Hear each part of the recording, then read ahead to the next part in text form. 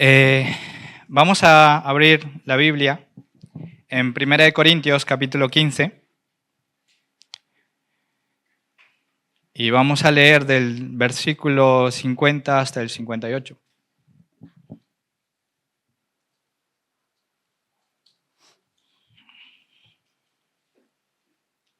Dice así la palabra.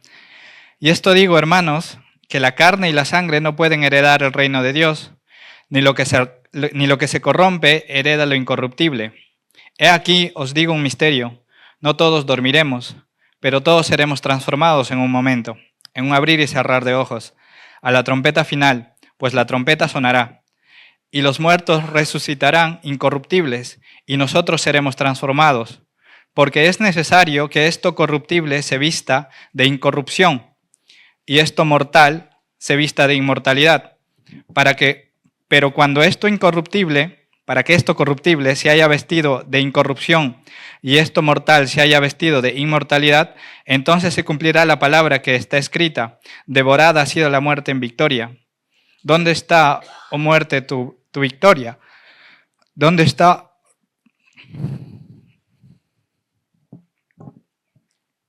oh sepulcro, tu aguijón? El aguijón de la muerte es el pecado, y el poder del pecado es la ley. Pero a Dios gracias que nos da la victoria. Un momento.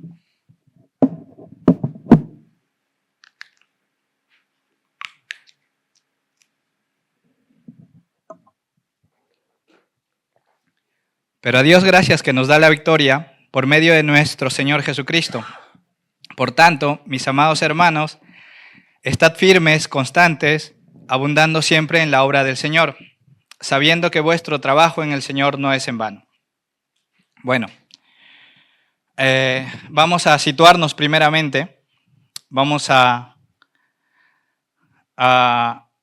entender el contexto en el que se desarrollaba esta carta que escribe Pablo a la iglesia de Corintios, para así poder entender mejor el pasaje que estamos estudiando. La primera epístola de Corintios fue escrita aproximadamente entre los años 53 y 57 después de Cristo por Pablo, mientras Pablo estaba en Éfeso. Corintios 16:8 nos dice claramente de que se quedaría en Éfeso hasta Pentecostés. Es en Éfeso donde Pablo va a establecer el escenario principal de su ministerio, y durante su tercer viaje es que va a escribir la carta a Corintios. Nos dice en Hechos 20:31 que Pablo se va a quedar por 3 años en Éfeso. La carta fue escrita cuando él estaba por partir a Grecia y Macedonia, pero como habíamos dicho antes, él estaba deseando quedarse hasta Pentecostés. Sin embargo, hubo altercados, alborotos, por lo cual él tuvo que apresurar su partida. Estos alborotos fueron causados por artífices plateros de la diosa Diana de Éfeso.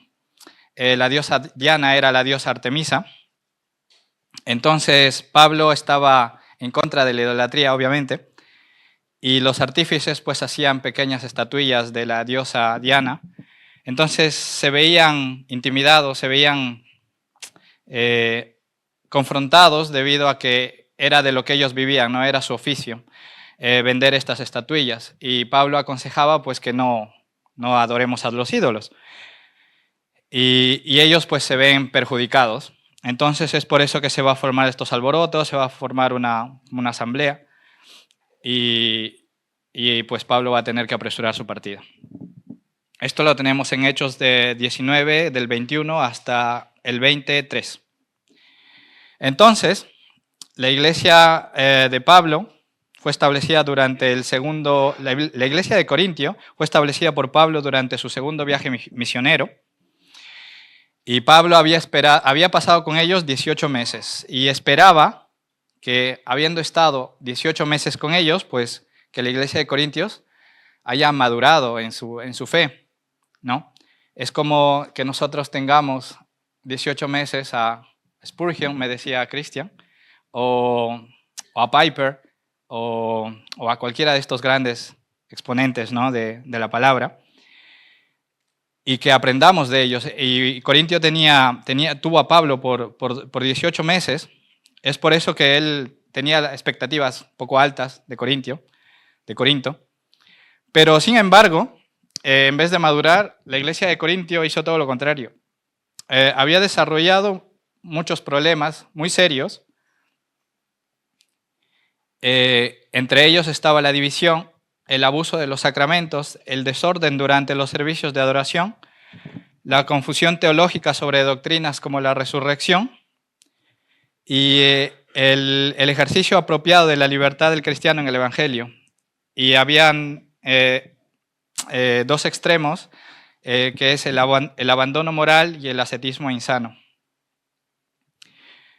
Corinto era una de las ciudades romanas más grandes de aquella época, por lo que, como en todas las ciudades grandes, se puede encontrar, tienen algo en común, ¿no? Que es la corrupción, tanto moral como espiritualmente.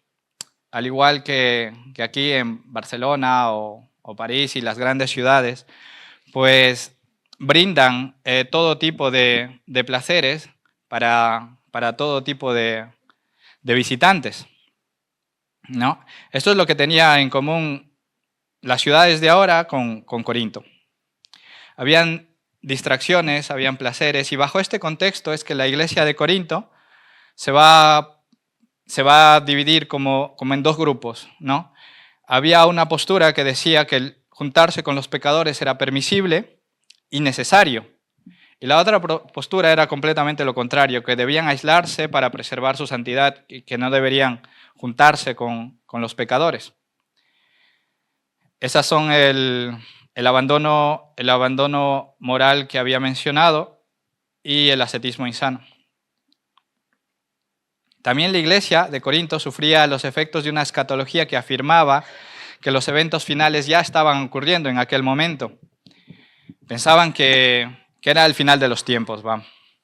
Y enfatizaban también mucho el exceso de sus logros espirituales, los que creían haber poseído o poseían.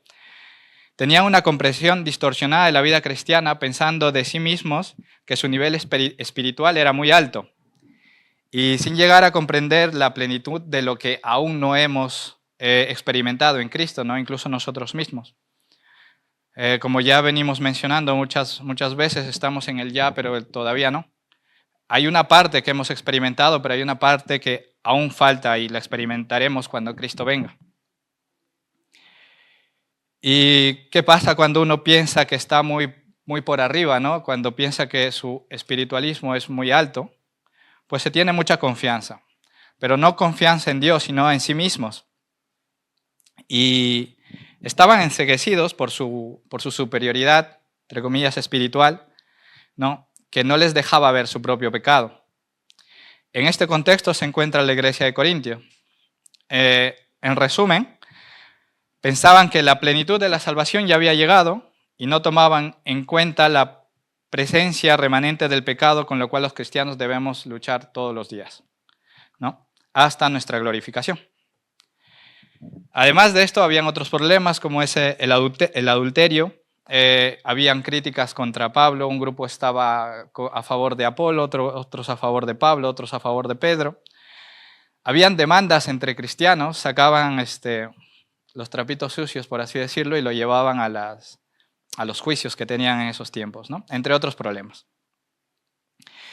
Entonces Pablo, durante toda la primera epístola de Corintio, va a tratar todos estos temas, ¿no? Va uno por uno, de manera ordenada, y enseñándoles, ¿no? Como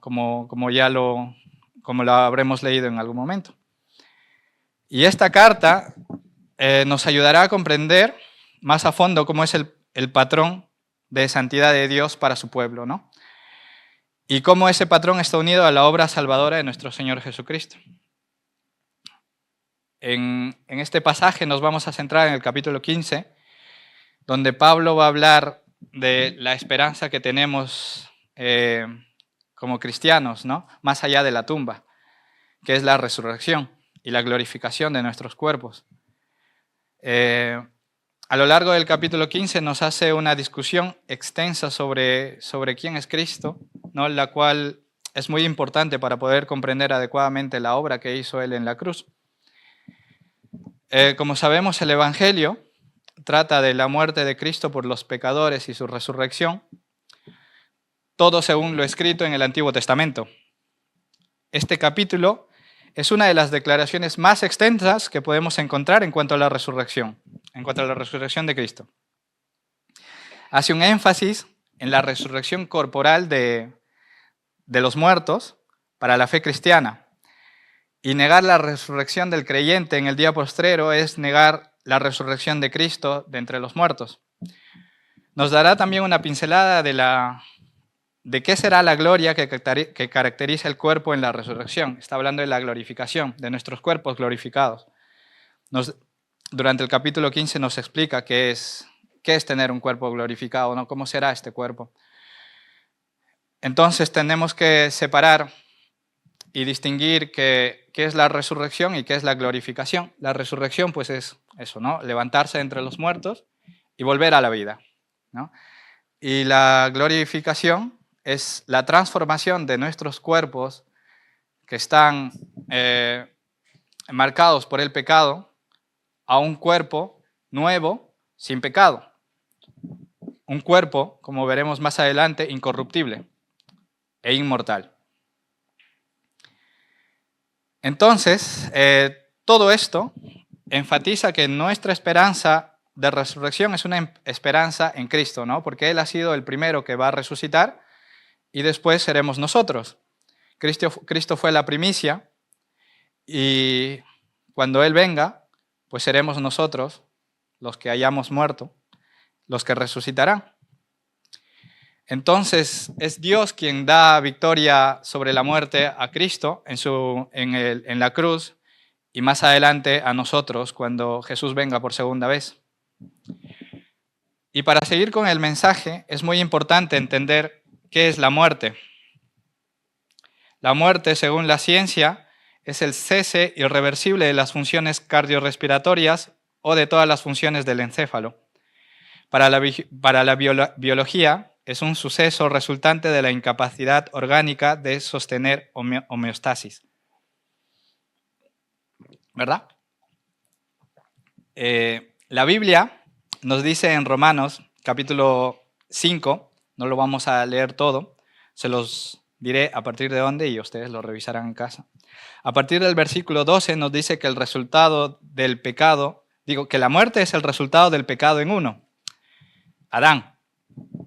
Por su desobediencia entró la muerte. La muerte en un principio no existía, no formaba parte de lo que había en un principio en el Edén, sino que luego de la desobediencia de Adán y Eva, Dios le dice a Adán en Génesis 3:19, pues polvo eres y al polvo volverás. Y Dios está decretando muerte sobre Adán, una muerte que antes no existía, porque Dios no había creado al hombre para que éste muera. Entonces, como dije, Dios decreta la muerte sobre Adán como resultado de su desobediencia. Y así esta muerte pasó a todos los hombres, por cuanto todos hemos pecado.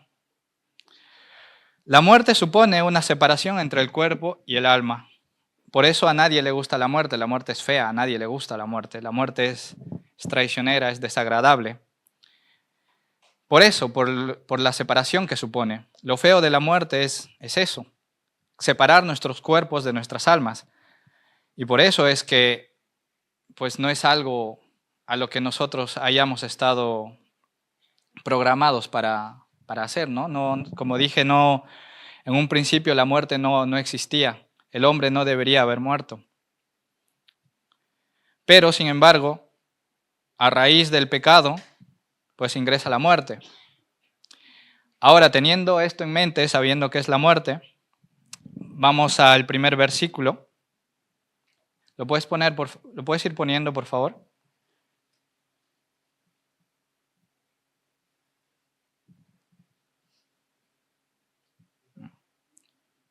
¿Qué?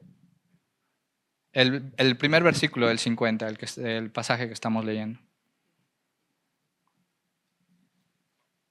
Dice, por esto digo, hermanos, que la carne y la sangre no pueden heredar el reino de Dios. Cuando habla de la carne y la sangre, no está hablando del cuerpo material, que no está hablando de la materia en sí, ¿no? Y está hablando tampoco nos está diciendo de que solamente entrarán al reino espíritus, ¿no? ¿A qué se refiere entonces pues con carne y sangre? Se refiere a nuestros cuerpos actuales, estos cuerpos que nosotros tenemos, que ya había mencionado que están corruptos por el pecado, por lo tanto, cuerpos que van a morir. Cuerpos corruptos, tanto moral como físicamente. La enfermedad, la muerte, todas estas cosas es producto del pecado.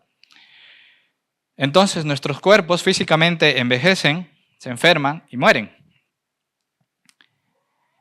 Y a estos cuerpos es cuando se refiere cuando dice que la carne y la sangre no pueden heredar el reino de Dios. Estos cuerpos no pueden ingresar al reino de Dios. Y justo después de esto nos lo va a confirmar diciendo que lo que se corrompe, ni la corrupción hereda la incorrupción. Entonces lo corrupto no hereda lo incorruptible. Como dijimos, poseemos este cuerpo que en unos años pues morirá, ¿no? Y dejará de ser. Y más adelante veremos que cuando esté viniendo Cristo y los muertos resuciten, pues habrá una transformación de nuestros cuerpos, tanto de los que han muerto como los que aún quedan, ¿no?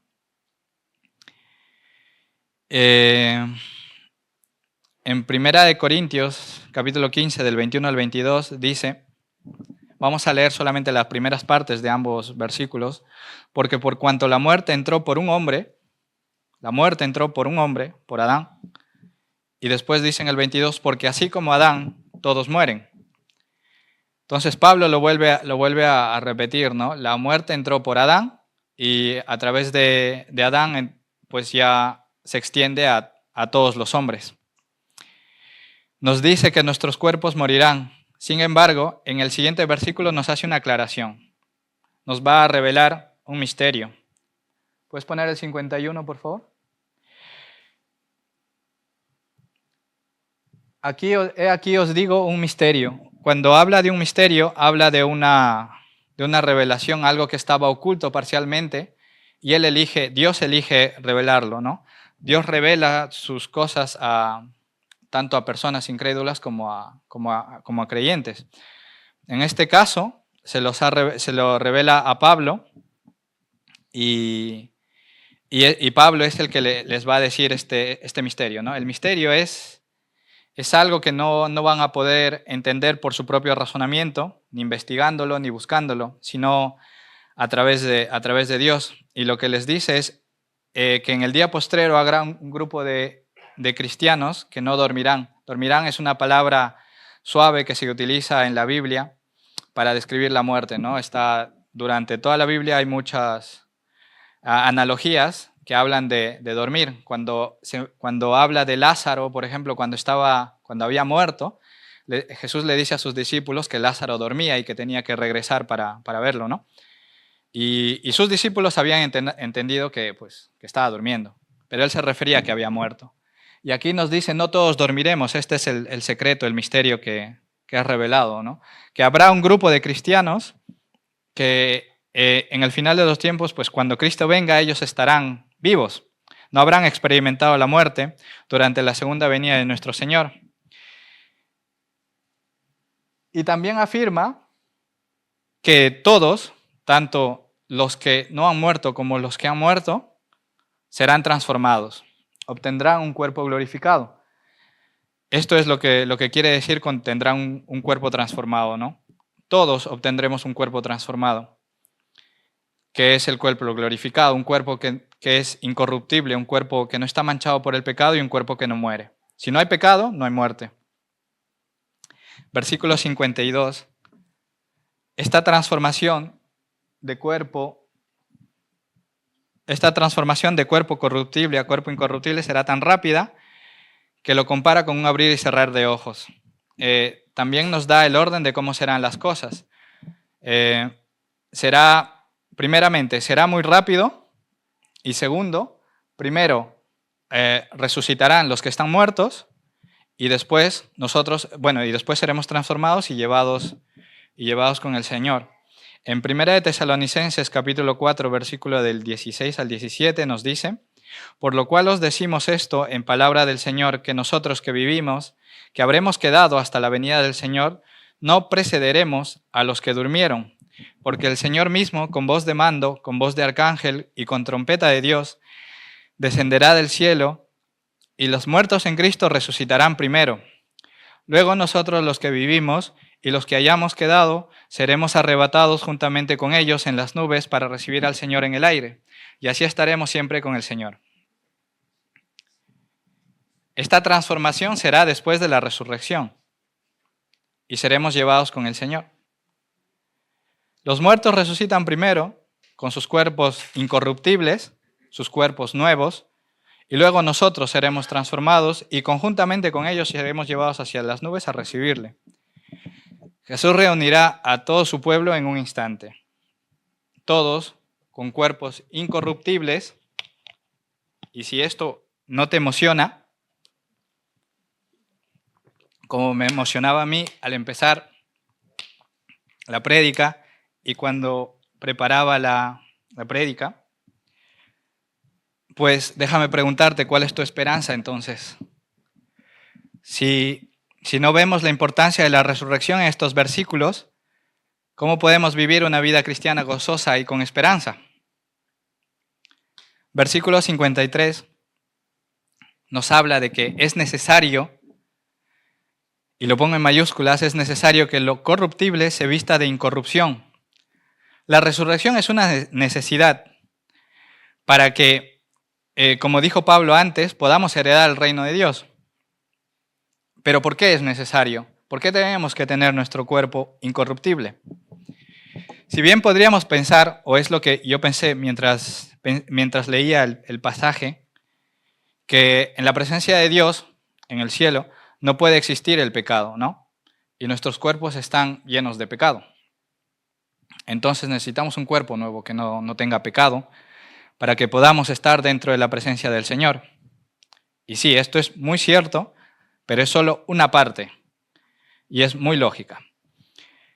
A través de la justificación, nosotros obtenemos a través del sacrificio que hizo Jesús en la cruz, Dios Padre ya no nos ve a nosotros como pecadores, nos ve como sus hijos. Nos revestimos de la justicia de Dios y es por eso que podemos acceder a la presencia de Dios, que dicho sea de paso ya podemos hacerlo desde que el velo se rompió en la cruz del Calvario. Nos podemos acercar a Él. Y antes no, antes estábamos corruptos. Mejor dicho, Él veía la corrupción de nuestro pecado. Entonces, la verdadera necesidad de la resurrección la vamos a encontrar en el siguiente versículo. Solo cuando lo corruptible se haya transformado en incorruptible, solo cuando lo mortal se haya vestido de inmortalidad, entonces será cuando se cumpla lo escrito en Isaías 25:8. ¿Qué es lo que Pablo está diciendo en ese versículo? En Isaías 25:8 dice, no hace falta que lo busques, lo leo yo. Devorará a la muerte para siempre. El Señor omnipotente enjugará las lágrimas de todo rostro y quedará toda la tierra y quitará de toda la tierra el oprobio de su pueblo. El Señor mismo lo ha dicho. Esto es lo que él está parafraseando en este versículo. Con la muerte y la resurrección de nuestro Jesús, Él obtiene una victoria aplastante sobre la muerte. Esto no es, para los que conocen de fútbol, un 1-0, sino una victoria que no hay cuestión, una victoria muy aplastante.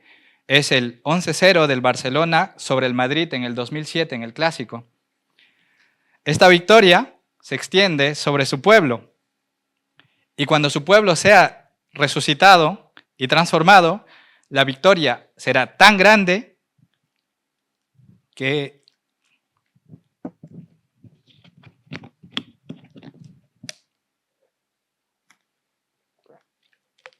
la muerte dejará de ser. La muerte no existirá más. Nadie ha podido escapar de la muerte. Todos mueren. Y muchas personas no quieren morir por diferentes motivos, por el miedo, porque piensan que ahí se les acabó todo, entonces quieren vivir para siempre, para poder cumplir todo lo que se proponen, ¿no? Y esto es un hecho. El hombre busca la inmortalidad, y esto lo hemos visto en prédicas anteriores, que el hombre busca la gloria y la grandeza y la inmortalidad. Lo malo está que lo busca en cosas que no debería. Entonces, querer vivir para siempre, para poder realizar todas las cosas que se proponen, es aquellos que tienen pues miedo de morir, ¿no? Pero la vida no es así. Nuestros cuerpos perecen, pero allí no acaba todo para el que cree en Cristo, sino que aquellos que resuciten con Cristo continuarán su vida eterna en la presencia de Dios. Es por eso que la resurrección sobre la muerte representa la gran victoria. El famoso padre del psicoanálisis, Sigmund Freud, dijo, y finalmente ahí está el doloroso enigma de la muerte, para el cual aún no se ha encontrado ningún remedio en lo absoluto, y quizás nunca lo haya. A esto Pablo ya había escrito: la muerte será devorada en victoria. La palabra devorada es una palabra muy fuerte que refleja la completa desaparición de la muerte. Luego de la resurrección y la transformación, ¿no? Lo cual, todo esto conlleva a una mofa, a una burla en el versículo siguiente, en el 55. En este versículo Pablo se dirige a la muerte como si fuese un animal o un insecto con un aguijón venenoso que mata. Pero el aguijón de la muerte deja de existir en la cruz. Y en el día postrero, cuando el pueblo de Jesús sea resucitado y transformado, entonces es así como el creyente puede encarar la muerte sin miedo, sabiendo que la muerte ha sido conquistada y es un paso a través del cual tenemos que pasar para poder estar con nuestro Señor. Primeramente ha sido conquistada en la cruz y luego en la resurrección de los santos.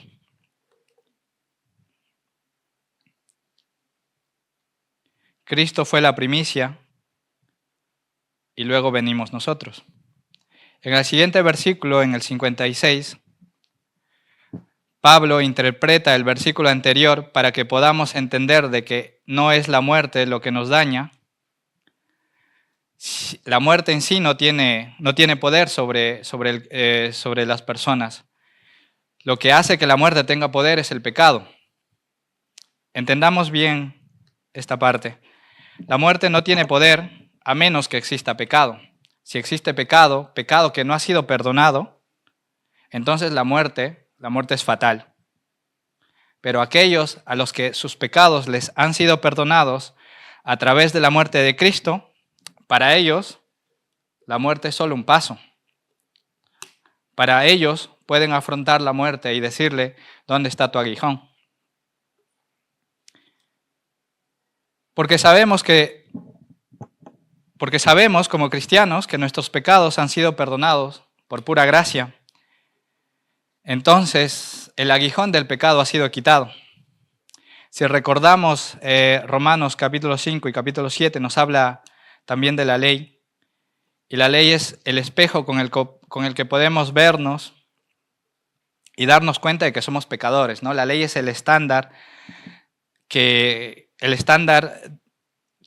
Dios pone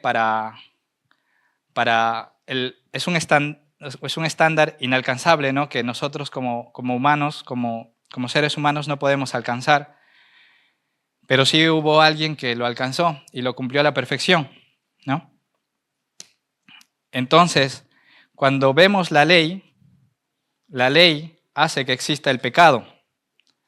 O sea, hace que veamos el pecado. Entonces, cuando vemos el pecado, podemos saber que la muerte es fatal. Y pues esta muerte es para siempre, ¿no? Es una muerte que nos lleva a una condenación eterna. En el siguiente versículo, en el 57, Pablo nos muestra gracias a quién somos salvos. Dice, más gracias sean dadas a Dios que nos da la victoria por medio de nuestro Señor Jesucristo. Es a través de Jesucristo que nosotros obtenemos victoria sobre la muerte, en la cruz y en el día postrero. Porque su Hijo fue el único que vivió de manera perfecta, el único que pudo satisfacer todos los estándares establecidos por la ley. Cumplió toda la ley y habiendo vivido una vida perfecta ante los ojos de Dios, pagó por todos nuestros pecados, los que cometimos, los que cometeremos, por ti, por mí, desde el principio de los tiempos, ¿no? Y de todo su pueblo, de todos aquellos que Él escogió, pagó el precio de todos sus pecados. Dice Romanos 6:23, porque la paga del pecado es muerte, y Él murió por ti y por mí, pagó el precio y ahora podemos vivir agradecidos por el sacrificio de Jesús en la cruz, porque ni tú ni yo lo merecíamos.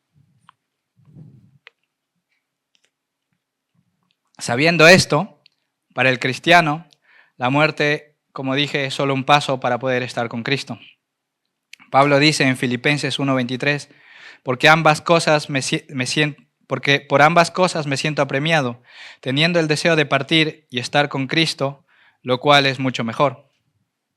Entonces, teniendo estas palabras en nuestra cabeza, pues podemos afrontar la muerte sin miedo, ¿no? Sabiendo que nuestra esperanza está en Cristo, sabiendo que después de la muerte nosotros tenemos vida eterna. En el versículo 58, Pablo nos hace un llamado final, unas palabras de aliento para el cristiano. En este contexto, para la iglesia de Corinto, pero también aplicable a nosotros, aquí a la iglesia de Nuevo Pacto. Estad firmes y constantes en la obra del Señor. Podremos tener dificultades, sufrimiento, y vivimos en una sociedad, ¿no?, que ya está en contra de nosotros. Nosotros vamos en contra de lo que se habla hoy en día. Y es un reto enorme vivir una vida cristiana correcta ante los ojos de Dios. Llevar el evangelio a aquellos que no lo conocen, e incluso dentro de la iglesia poder tratar con personas que tal vez no sea fácil, o enseñar a los niños, aconsejar a los jóvenes, pero debemos mantenernos firmes y constantes, porque ese trabajo que hacemos aquí en la tierra no es en vano, porque sabemos que estaremos algún día, en algún momento con Cristo, y allí nuestra recompensa será grande. Y esto está en la Biblia, y es promesa del Señor. Estaremos en presencia de Dios Padre, porque ya hubo alguien que pagó el precio del pecado. Alguien que entregó su vida santa y perfecta para que tú y yo podamos resucitar, para que tú y yo podamos tener ese cuerpo glorificado. Y entonces deberíamos ser agradecidos con el Señor. Porque como dije antes, no lo merecíamos. Entonces, ¿anhelamos como cristianos la resurrección y la obtención de nuestro cuerpo glorificado? ¿Es necesaria? Pues vemos que sí, ¿no? Pablo nos lo va explicando durante todo este pasaje.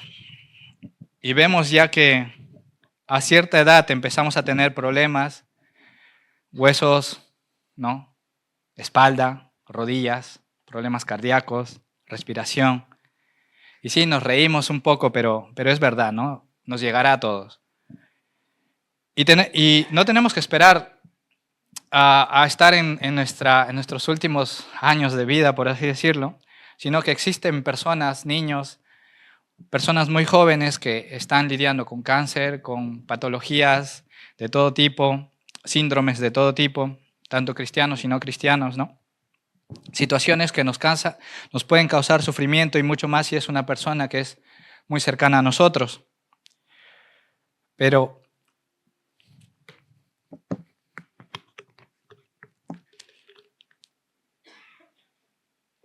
hay una cosa, que cuando seamos resucitados y obtengamos nuestro cuerpo glorificado, todo esto dejará de existir. No habrá enfermedad ni muerte.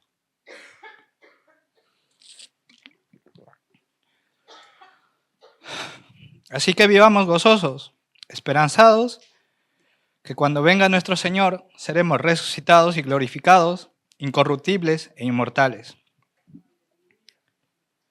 Y si no has abrazado aún el Evangelio, esta esperanza también puede ser tu esperanza. Esta vida puede ser tu vida, sabiendo que hay una vida después de la muerte y vida eterna si es que crees en la obra que hizo Cristo por nosotros.